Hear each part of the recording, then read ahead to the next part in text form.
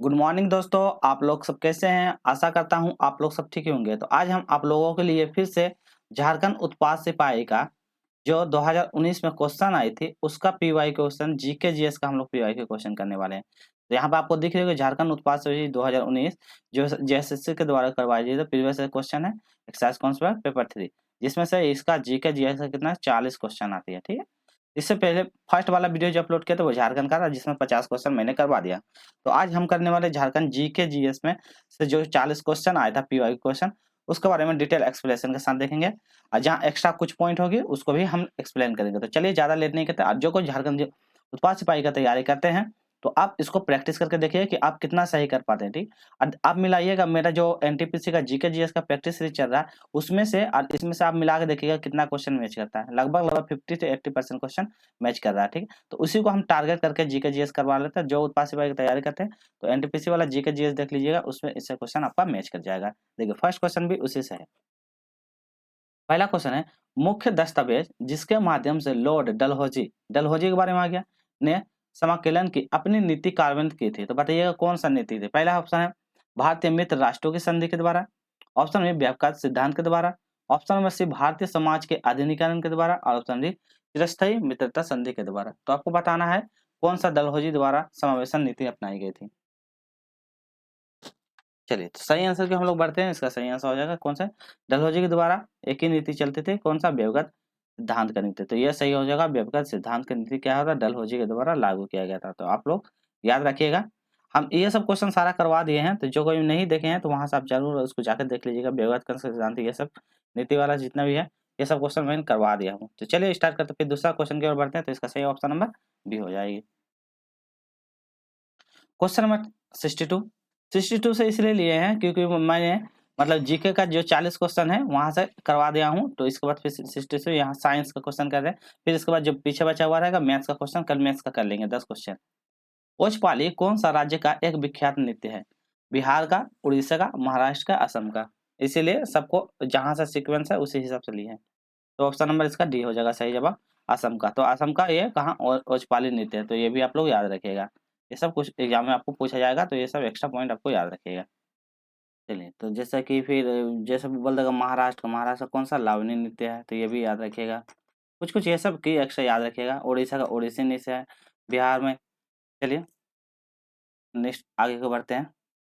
Question number 63 की ओर बढ़ते हैं। क्वेश्चन नंबर 63 बोलता है आंध्र प्रदेश का एक प्रमुख नृत्य बताना है, कुचिपुड़ी, रासलीला, भारतनाट्यम, बिहू। तो बताइए आंध्र प्रदेश का प्रमुख नृत्य बताना है। तो ये तो इजी है, कौन सा, कुचिपुड़ी। तो आंध्र प्रदेश का कुचिपुड़ी ऑप्शन नंबर है। ये सब क्वेश्चन करवा दिए हैं, देखिए कितना क्वेश्चन बना। रासलीला ये यूपी, भारतनाट्यम, ठीक है, तो ये सब तमिलनाडु का है, बिहू हो गया असम का। तो ये सब याद रखेगा, ये तमिलनाडु का, ये असम का। तो ये सब याद रखेगा कुछ कुछ, ठीक है। तो ये एग्जाम बनता है क्वेश्चन। चलिए नेक्स्ट क्वेश्चन 64 में देख लेते हैं। बोडो भाषा का प्रयोग निम्न में से कौन से राज्य के लिए किया जाता है। तो बोडो भाषा मिजोरम, असम, तमिलनाडु या अरुणाचल प्रदेश। तो बोडो कौन से राज्य की भाषा है, ये असम की है। तो बोडो असम की, जहाँ पे बिहू नृत्य भी हो रहा है, तो ये भी याद रखिए असम, असम के बोडो। चलिए नेक्स्ट क्वेश्चन बढ़ते हैं, क्वेश्चन नंबर 65।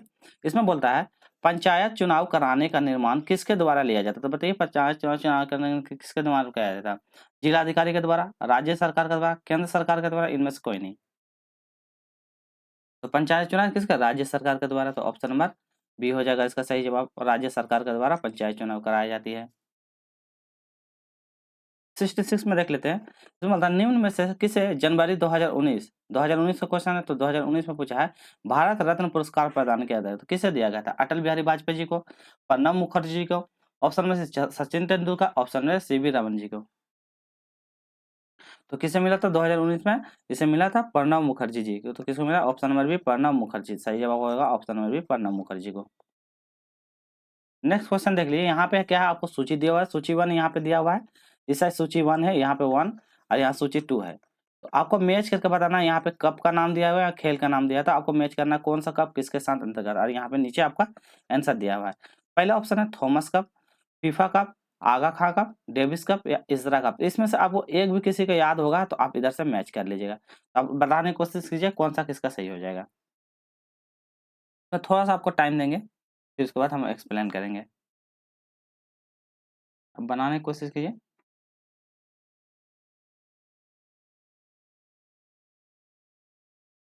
हम आंसर क्यों बताते हैं, फिर आप लोग बाद में इसको बनाते रहिएगा, ठीक है। तो देखिए इसका आंसर हो जाएगा, पहले देख लेते हैं थॉमस कप। थॉमस कप क्या होता है, ए। तो थॉमस कप मिल रही है, थॉमस कप किससे समझ रही है, बैडमिंटन से समझते, तो किससे, बैडमिंटन से। तो ऑप्शन नंबर ए का 5। तो ए का 5 कहाँ पे, देखिए ए का 5 दो जगह है, यहाँ पे यहाँ पे B1 है, C4 है, D2 तो देखिए डी को मैच करिए, तो डी है डेविस कप। यहाँ पे डेविस कप में क्या बोलता है, डेविस कप यहाँ है, डेविस कप तो डी का 2 और 3, तो डी का देखिए 2 और डी का 3, तो डेविस कप किससे समझ होगा बताइए। तो क्या डी का 3, तो डी का हो जाएगा 3, तो डी का 3 लॉनेस से, तो डी का 3 हो जाएगा लॉनेस से, तो ऑप्शन नंबर सही जवाब हो जाएगा ये वाला। तो ए का 5 B1 3 तो ये वाला आप आराम से मिला लीजिएगा, एक भी याद रहेगा ना तो आप उसको आराम से मैच कर लीजिएगा, इस तरह करके आप सारा मिला लीजिएगा। चलिए क्वेश्चन नंबर 68 बढ़ते हैं। भारत सरकार द्वारा प्रदत्त सर्वोच्च वीरता पुरस्कार कौन सा है, तो भारत सरकार द्वारा सबसे वीरता पुरस्कार कौन सा माना जाता है, महावीर चक्र, अशोक चक्र, परमवीर चक्र या स्वर्ण चक्र। तो भारत द्वारा वीरता के लिए किसे दिया जाता है, वीरता के लिए दिया जाता है या परमवीर चक्र, तो याद रखिए वीरता के लिए परमवीर चक्र दिया जाता है, ऑप्शन नंबर इसका सही जवाब हो जाएगा। नेक्स्ट क्वेश्चन है, अगला क्वेश्चन बोलता है, अगस्त क्रांति दिवस के रूप में नामित भारत छोड़ो आंदोलन की 76वीं कितनी 76वीं वर्षगांठ में भारत में 2018 आयोजित किया गया था। तो भारत में 2018 को क्या आयोजित किया गया था, तो भारत छोड़ो आंदोलन जो हुआ था उसी के अंतर्गत पूछा है कि क्या मतलब कि आयोजित किए गए थे, 8 अगस्त, 9 अगस्त, 15 अगस्त, 19 अगस्त। अच्छा वो डेट पूछा है, कब हुआ था ये भारत छोड़ा, 8 अगस्त 1942 को, तो ये याद रखिएगा। तो ये डेट डायरेक्ट पूछ दिया, तो 42 को हुआ था, आपको स्टार्टिंग डेट पूछ दिया था, कब हुआ था, 8 अगस्त को हुआ था, 8 अगस्त 1942 को, इसी को 2000 में आयोजित किए गए थे। नेक्स्ट क्वेश्चन कर लेते हैं, 70 देख लेते हैं, निम्न में से कौन सी यात्रा ने गुप्त काल के दौरान भारत का दौरा किया, बता रही है गुप्त काल, ठीक है। तो गुप्त काल के दौरान भारत पे यात्रा किया था कौन, हुनसांग, फाहियान, मार्कोपोल या निकोपोल किटी। चलिए आप लोग बताइए कि कौन मतलब यात्रा किया था उस समय, बताइए आप लोग जल्दी। तो कौन क्या था, फाहियान, ऑप्शन नंबर इसका 20 सही जवाब होगा फाहियान। अब जैसे गुप्त काल की बात करें, गुप्त काल में बहुत सारा आया था, जैसे गुप्त काल था समुद्र गुप्त के समय में, समुद्र गुप्त के समय में, ठीक है। तो समुद्र गुप्त के समय में कौन था, जिसको भारत का नेपोलियन कहा जाता है, तो बताइएगा समुद्र गुप्त को भारत का नेपोलियन कहा जाता है। इसका इस समुद्र गुप्त के बारे में बोलेगा तो 335 से लेकर 375, ये भी याद रखिएगा। तो ये सब आपको डेट याद रखना। जैसे फिर बोलेगा दरबारी कवि, उसका दरबारी कवि कौन था समुद्र का, तो हरिसेन था। तो इस टाइप का क्वेश्चन आपको याद रहेगा। गुप्त काल के समय में और भी आया था, जैसे चंद्रगुप्त मौर्य आया था, चंद्रगुप्त मौर्य आया था, ये सब भी याद रखिएगा। चंद्रगुप्त मौर्य आया था, फिर चंद्रगुप्त द्वितीय आया था। उसी के समय फिर गुप्त काल के समय में कौन कौन था, उसके बाद जो आगे उसका वंश बढ़ते गया, जैसे कि बिंदुसार, अशोक, अशोक का समय कलिंग का युद्ध हुआ था। तो इस सब को सारा एक लाइन बाय लाइन याद कर, चंद्रगुप्त के समय जैसे दरबारी का भी था, मेगास्थनी, सेल्यूकस, तो ये सब आपको एक्स्ट्रा याद रखना पड़ेगा ताकि आपको एग्जाम में कभी आ जाए तो उसको छोड़िएगा नहीं। फिर चंद्रगुप्त जब होता था, चंद्रगुप्त का गुरु का नाम था चाणक्य, उसी को बोलता कौटिल्य, विष्णुगुप्त, चंद्रगुप्त का फिर दूसरा नाम सेंडोकेटस होता है। तो इस टाइप का जितना भी क्वेश्चन है गुप्त काल से आपको सारा पढ़ना पड़ेगा, ताकि आपको इससे क्वेश्चन आए तो आपको उससे छूटे ना। इसी हिसाब से आपको लंबा बाई लाइन में पढ़ना पड़ेगा। चंद्रगुप्त के समय विक्रमादित्य बहुत ही शासक था, उसका समय 9 दरबारी का भी था, तो वो सब हम एक्सप्लेन करके आपको बाद में करवा देंगे। तो अभी फिलहाल इतना ही रहते हैं, फिर आगे बढ़ेंगे, फिर हम और भी ज़्यादा क्वेश्चन के साथ लाएंगे आपको बाद में। चलिए 70 में आते हैं, भारतीय संविधान के अनुच्छेद 370 बताता है संबंधी कौन सा कथन सही है। तो 377 किससे संबंधित है, ओबीसी का आरक्षण से, महिलाओं के आरक्षण प्रदान करना, जम्मू कश्मीर राज्य में विशेष दर्जा प्रदान करना और मानव अधिकारों के प्रावधान से। तो ओबीसी का आरक्षण किससे संबंधित है बताइए, तो ये क्या है, जम्मू कश्मीर, ओबीसी नहीं। 370 आर्टिकल 370 आपको पता है ना, मोदी सरकार और अमित शाह द्वारा इसको फिर हटा दिया गया था, तो ये भी आरक्षण से आपको पता ही होगा। चलिए तो ये आर्टिकल 71 समझ में आ गया, 370। चलिए नेक्स्ट क्वेश्चन चलते हैं, क्वेश्चन नंबर 72 की ओर बढ़ते हैं।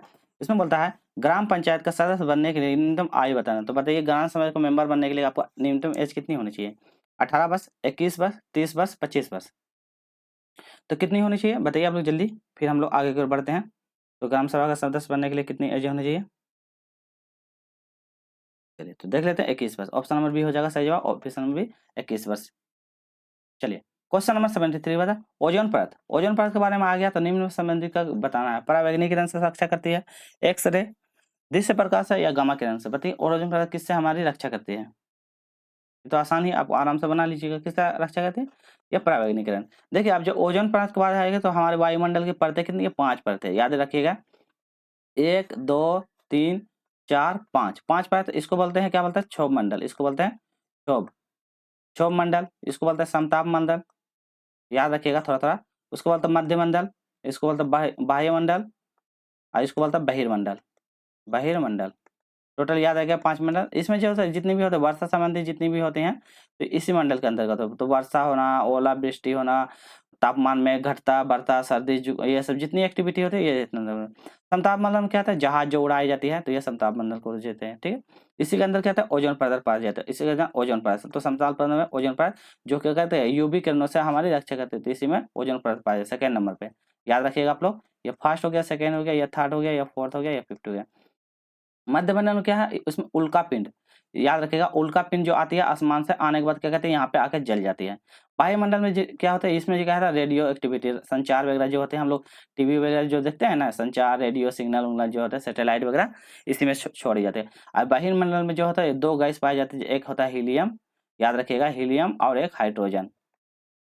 तो ये 2 प्रकार के गैस पाई जाती है, हीलियम और हाइड्रोजन, बहुत ही ये गैस। तो इतना सारा आपको एक्टिविटी याद रखना पड़ेगा। चलिए नेक्स्ट क्वेश्चन की ओर बढ़ते हैं हम लोग। 74 देखते हैं। सरदार सरोवर बांध झारखंड के सरदार सरोवर बांध किस नदी पे स्थित है? ये पूछा है। ताप्ती नदी, चंबल नदी, माही नदी, नर्मदा नदी।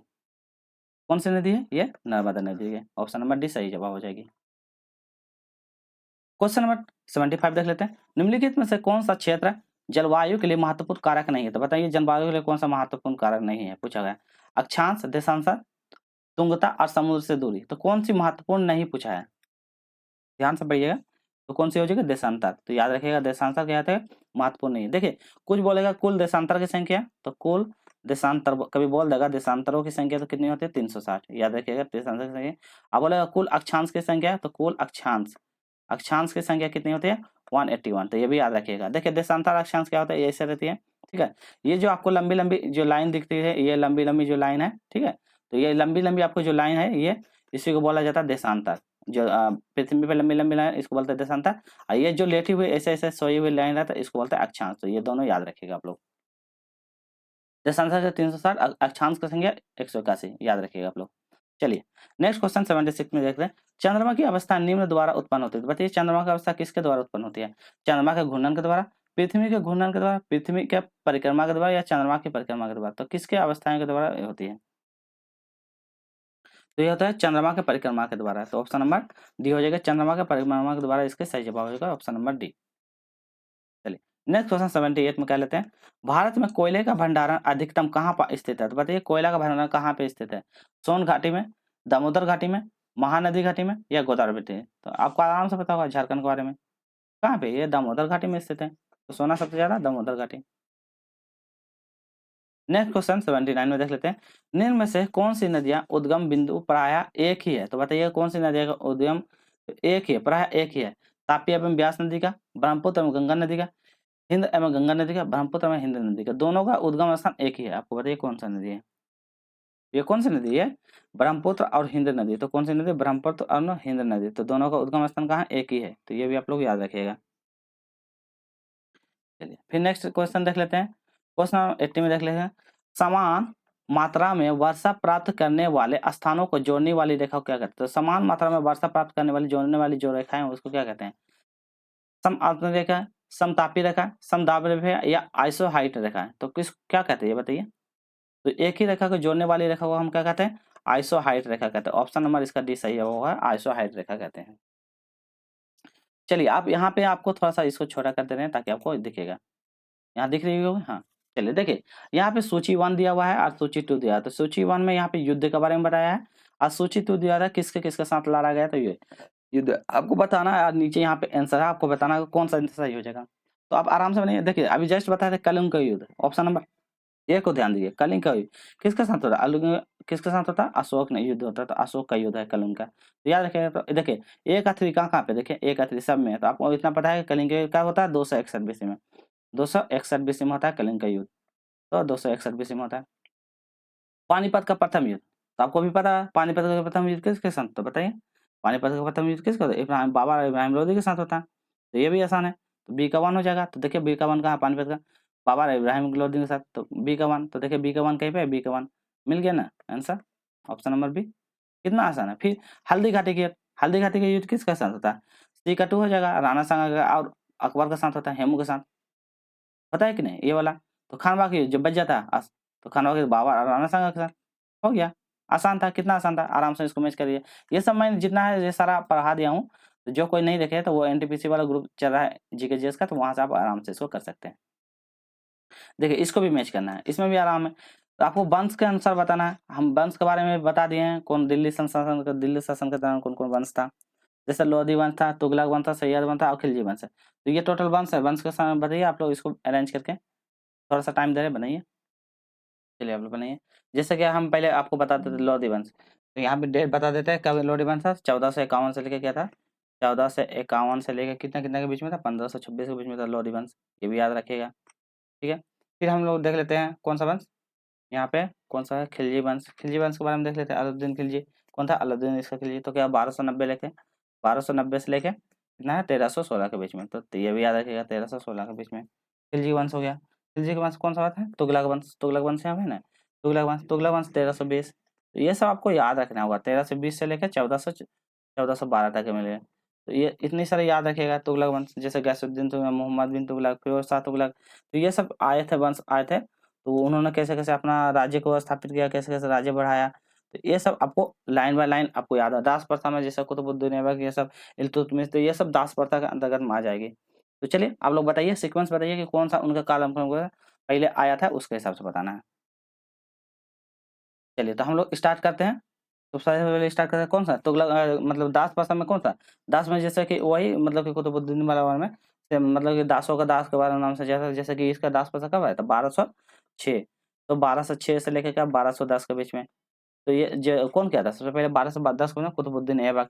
तो ये लंबा चला था, ये इसका वंश चला था 1206 से लेके 1206 से लेकर कितना तक चला, 1290 तक चला था। कितना, 1290 तक तो चला था। पहला था कुतुबुद्दीन ऐबक, ये चला था।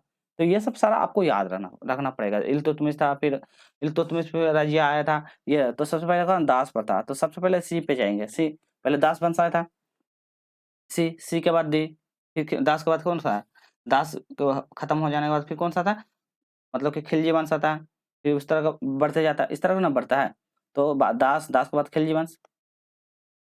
तो ये याद रखिए, खिलजी में कौन कौन था, जैसे अलाउद्दीन खिलजी था, जलालुद्दीन खिलजी था। 1290 से लेकर 1320, 1290 से लेकर 1320 हो जाएगा यहाँ पे ये वाला। तो ये तो पहले दास और खिलजी, तो सी और डी कहाँ पे है, सी और डी देखिए यहाँ पे है, मिल गया। तो ये आपको सीक्वेंस याद रखना है, दास वंश, खिलजी वंश, लोधी वंश, सैयद वंश, तुगलक वंश। तो ये सब जितने भी वंश होते हैं उस तरह का आपका सीक्वेंस देखिए यहाँ पे आपको लिख दिया ना, 12 से पहले ये, फिर उसके बाद दास वंश पहले यहाँ पे 1206 से ले, फिर 1290 के बाद खिलजी, फिर उसके बाद 1300 तुगलक और फिर लास्ट में लोधी वंश, लास्ट में ए। आराम से इसको बना लीजिएगा, तो ये आपको याद रखना पड़ेगा। चलिए नेक्स्ट क्वेश्चन करते हैं। हमारे देश में कुल भूमि क्षेत्रफल का क्षेत्र बताना है, कितना है, 35%, 22%, 40%, 18%। कितना प्रतिशत है, 22%। याद रखिएगा 22%, ऑप्शन नंबर बी सही जवाब हो जाएगा। इसमें पूछा है बांग्लादेश की मौद्रिक इकाई बताना है, रुपया, टका, डॉलर या पाउंड। तो बांग्लादेश की मौद्रिक इकाई क्या है, इतना आसान क्वेश्चन है, ये टका है। क्या है, टका है, याद रखिएगा आप लोग। नेक्स्ट सूर्य ग्रहण के बारे में पूछा है कि जब सूर्य ग्रहण कब होता है, ये पूछा है। जब चंद्रमा पृथ्वी के सूर्य के मध्य आ जाता है, जब पृथ्वी की छाया चंद्रमा पे पड़ती है तब, जब सूर्य चंद्रमा और पृथ्वी के त्रिकोणीय रूप में आता है, इसलिए उपयुक्त सभी। तो बच्चे सूर्य ग्रहण कब होता है, तो क्या पता, जब क्या कहता है, चंद्रमा क्या कहता है, पृथ्वी और सूर्य के मध्य आ जाता है। तो यहाँ चंद्रमा है और पृथ्वी और सूर्य के मध्य आ जाता है, तो यह सूर्य ग्रहण हो जाता है। ऑप्शन नंबर इसका ए सही जवाब हो जाएगा। क्वेश्चन नंबर 86 में देख लेते हैं। भारत में पंचायती राज्य प्रणाली को प्रस्तावित करने वाली सबसे पहली कमेटी कौन सी। तो बताइए कि पंचायती राज को प्रभावित करने वाली कौन सी कमेटी थी।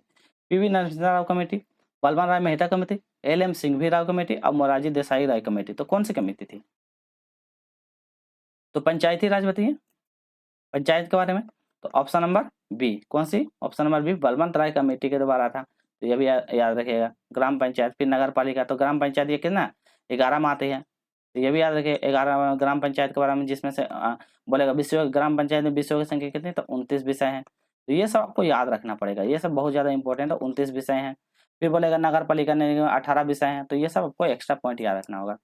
फिर बताते हैं हॉलैंड। हॉलैंड की मुद्रा के नाम बताता है, येन, डॉलर, यूरो या ड्यूज का मान। तो देख लीजिए, आप टॉपिक मिला लीजिए, हम उसी हिसाब से टॉपिक को सीक्वेंस हिसाब से आपको क्वेश्चन करवाएंगे जीके का भी। तो कौन सी है? यूरो है, तो सही जवाब हो जाएगा ऑप्शन नंबर सी, यूरो। इसलिए आप चैनल पर जुड़ जाइएगा, हम जीके का आपका सारा उत्पाद से वगैरह पूरा कंप्लीट करवा देंगे। किस वर्ष गांधी जी ने भारत छोड़ो आंदोलन करना था? अभी जस्ट हम बताए थे, कब हुआ था? 1940, 1942, 1939, 1938। अभी एक तो क्वेश्चन था ना अभी भारत छोड़ो आंदोलन से, अब जस्ट बताए थे कब था? 1942। कितना था? डेट था 8 अगस्त। ये भी याद रखिए, 8 अगस्त। अभी डेट के साथ बताए थे, 8 अगस्त था 1942। क्वेश्चन नंबर 89 देखते थे। लोकसभा के सभापति किसके द्वारा हटाया जाता है? तो लोकसभा के जो सभापति है किसके द्वारा रहता है? राष्ट्रपति के द्वारा, लोकसभा के बहुसंख्यक सदस्य के द्वारा, ऑप्शन बी प्रधानमंत्री के द्वारा, ऑप्शन बी संसद के दोनों सदनों के द्वारा। लोकसभा के सदस्य किसके द्वारा हटा सकते हैं हम? तो हटा कर सकते हैं लोकसभा के बहुसंख्यक जो सदस्य रहे, मेंबर हैं, वहाँ के पार्लियामेंट के जो मेंबर हैं, उनके द्वारा हटा। जैसे कि ये उसको याद करने क्या आता है? सौ, रोल, मंगला, सरला। तो 100 से मतलब सरला, 100 से मतलब संसद, तो ये लिखे सरला। तो 79, इसको 80 और इसको 81। तो ये आर्टिकल याद कर दिया, सरला, सरला से 79, 79 में संसद के बारे में बोलेगा, आर्टिकल कितने से है? तो 79 में। फिर राज्यसभा, राज्यसभा मतलब 81, और लोकसभा, लोकसभा मतलब 81, और राज्यसभा का मतलब 80। तो ये भी याद रख लिए सीक्वेंस से। अब बोलेगा छोटा सदन तो लोकसभा होता है, राज्यसभा बड़ा सदन होता है, तो ये भी याद रखिएगा आप लोग। चलिए क्वेश्चन नंबर देख लेते हैं, कादम्बरी। कादम्बरी किसके द्वारा रचित है? रविन्द्रनाथ टैगोर, बाणभट्ट, नामदेव, इनमें से कोई नहीं। चलिए बताइए कादम्बरी किसका है? ऐसा आसान ही है, क्या है? Banabhatta, option number B, Banabhatta. Question number 91, यदि कोई राज्य मंत्री त्याग पत्र देना चाहता है तो उस त्याग पत्र किससे संबोधित करना चाहिए? यदि कोई त्याग पत्र देना चाहता है, राज्य मंत्री, राज्य का कोई मंत्री है, आप मान लीजिए सीएम है यहाँ के, जैसे हेमंत सोरेन, तो देना चाहता है, किससे देगा? राज्य का मुख्यमंत्री को, विधानसभा के अध्यक्ष को, राज्य के राज्यपाल को, या अपने राजनीतिक दल के नेता को? तो किसको देगा बताइए? ये तो इजी क्वेश्चन है, आराम से कॉन्सेप्ट वाला क्वेश्चन है। तो किसको देगा बताइए? चलिए, तो राज्य का मुख्यमंत्री। यहाँ राज्य का मतलब राज्य मंत्री, राज्य में जैसे कोई अन्य मंत्री है उसके बारे में, ये मुख्यमंत्री नहीं। राज्य का जैसे कि जल मंत्री हो गया, और सब छोटे-छोटे जो मंत्री होते हैं, ठीक है? रक्षा मंत्री, तो ये सब छोटे-छोटे मंत्री हैं जो होते हैं, उनके द्वारा कौन मुख्यमंत्री को पत्र देंगे? त्याग पत्र किसको देंगे? मुख्यमंत्री को जाकर त्याग पत्र देंगे। क्वेश्चन नंबर 92, जैसे भारत में अर्जुन पुरस्कार निम्न में से किसको दिया जाता है? अर्जुन पुरस्कार किस लिए दिया जाता है? युद्ध में क्षेत्र में वीरता के लिए, खेलों में उत्कृष्ट प्रदर्शन के लिए, आपातकाल में असाधारण सेवा के लिए, और डुग्गी वासियों की असाधारण सेवा के लिए। तो बताइए किसके लिए दिया जाता है? अर्जुन पुरस्कार तो आपको पता ही है, खेल के लिए। तो अर्जुन पुरस्कार खेलों में उत्कृष्ट प्रदर्शन के लिए अर्जुन पुरस्कार दिया जाता है।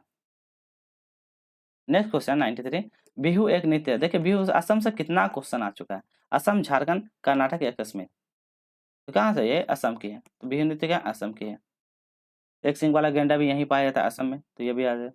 झारखंड का कौन कौन सा नृत्य बताइए? छाऊ नृत्य है, बहुत सारा नृत्य है झारखंड का, बताइए आप लोग।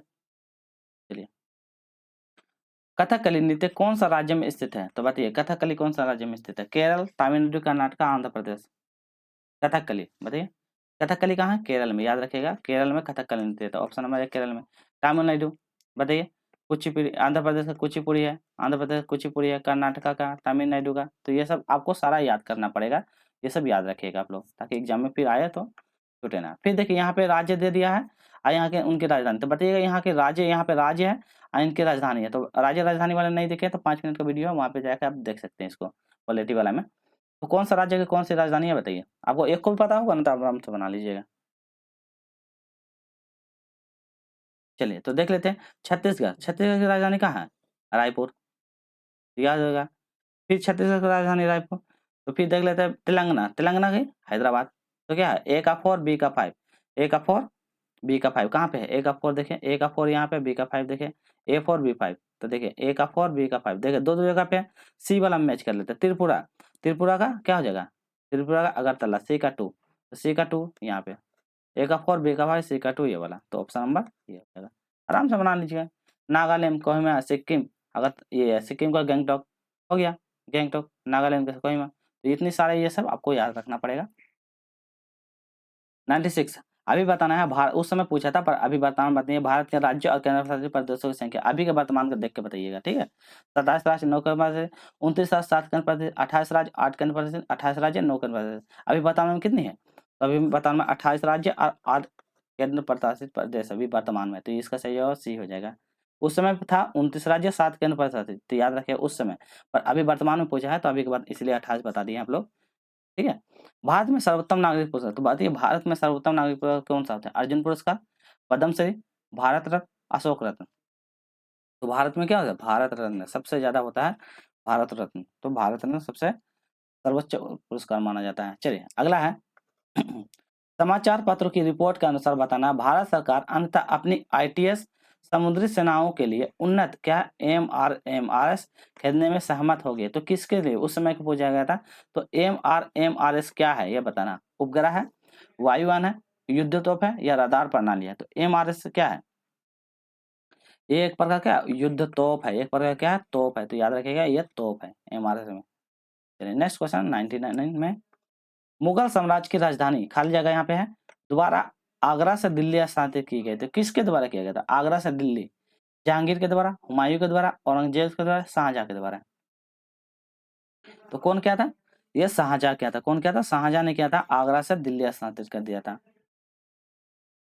नेक्स्ट क्वेश्चन आज का अंतिम प्रश्न है, राज्यसभा भारत की संसद की राज्यसभा निम्न द्वारा भंग की जाती है। तो राज्यसभा की जो संसद है भंग की जा सकती है, किसके द्वारा की जा सकती है? लोकसभा के द्वारा, राष्ट्रपति के द्वारा, संवैधानिक संशोधन के द्वारा, इनमें से कोई नहीं। तो इसमें क्या बोलता है? निम्न भंग किया जा सकता है, तो इसमें कोई नहीं हो जाएगा, तो किसी के माध्यम से भंग नहीं किया जा सकता। ऑप्शन में इसका डी सही जवाब हो जाएगा। चलिए तो 100 क्वेश्चन आज हम जीके जीएस का कंप्लीट कर लिए। तो आपको क्या करना है? वीडियो को लाइक करना है, ज़्यादा से ज़्यादा शेयर कीजिएगा, और जो नए हैं चैनल को सब्सक्राइब कर लीजिएगा, ताकि हम आपको उत्पाद सिपाही या उत्पाद पुलिस का क्या कहें, हम आपको सारा कंटेंट दे सकें, ताकि जो कोई भी उत्पाद सिपाही जीके जीएस की तैयारी कर रहे हैं, आपको जीके जीएस में प्रॉब्लम हो रही है, तो हम RRB NTPC वाला जीके जीएस नाम का प्रैक्टिस सीरीज चलवा रहे हैं। तो आप वहां से जाके इसको जीके जीएस का पूरा कंप्लीट करवा लीजिए, ठीक है। ऐसा नहीं कि वो RRB NTPC है तो ऐसा नहीं, ऐसा कोई फिक्स नहीं है। आप उससे क्या कहते हैं जीके जीके आराम से इसको कर सकते हैं। चलिए फिर मिलते हैं, हम कल मैथ का करने वाले हैं। मैथ का 10 क्वेश्चन जो आया था 10 क्वेश्चन कर लेंगे, उसके बाद फिर जो और एक्स्ट्रा हिंदी है, इंग्लिश है, वो सभी जो पेपर है, और उसके बाद अन्य जो पेपर हैं उनको भी सारा लाइन बाय लाइन पूरा कंप्लीट कर लेंगे। उस पास जैसे खोट्टा का जो क्वेश्चन आया था उसको भी कर लेंगे। चलिए तो आज के लिए इतना ही, फिर मिलते हैं नेक्स्ट।